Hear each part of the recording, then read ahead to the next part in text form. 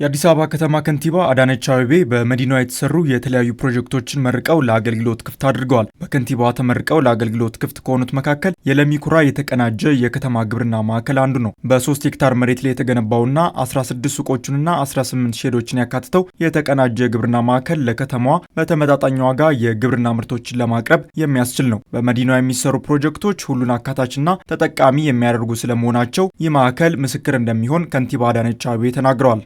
የተቀናጀ የወተት ላሞች የስጋ ከብቶች የሚደልቡበት ንብ ማነብ የሚገኝበት ሰፋፊ የዶሮ እርባታ ያለበት እንዲሁም የአሳ ቦንድ ባልተለመደ ሁኔታ አሳማ የመሳሰሉትን ሁሉ ጨምሮ አቅሞችን ሁሉ በማቀናጀት ወደ ውጤታማነት ወደ ሀብት የመቀየር አንድና ሁለት አርሶ አደር ይዞት የነበረውን በጋራ የመጠቀም ትልቅ መርህን ተባብሮ አብሮ መልማትንና መተማመንን ከግንዛቤ ያስገባ ስራ ተሰርቷል።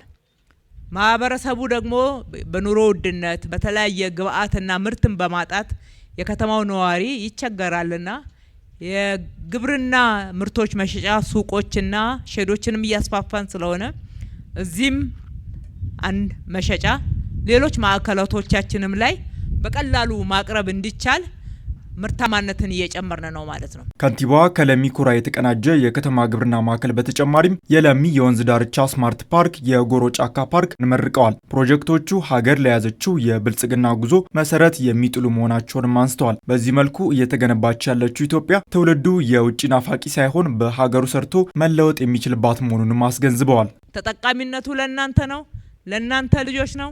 ሀገር እየተገነባች ነው። እየተገነባችሁ ያለችው ሀገር በአብዛኛው አባቶች እናቶች ዛሬ ያለነው መሪዎች ብዙ የምንለፋበትና የምንተጋበት ቢሆንም ልጆቻችን ብልጽግናዋን ያጣጥማሉ። ወደ ውጪ አይመለከቱም። የሌላ አድናቂዎች ሆነው አይቀጥሉም። ይሄ የታሪክ ጥፋት አሁን ውጤቱ መታየት ጀምሯል። ስለዚህ ስንሰራ ለኔ ብቻ ሳይሆን ለዛሬው ትውልድ ያለፈ ለልጆቼ ብሎ ማሰብን ማዕከል ያደረገ እንዲሆን በዚህ አጋጣሚ አደራ ልላችሁ ወዳለው። በትናንሽ ነገሮች ከመርካት ከዚህ የበለጠ ለመስራት መትጋት ይገባል ሲሉም ከንቲባዋ በዚህ ወቅት አስገንዝበዋል።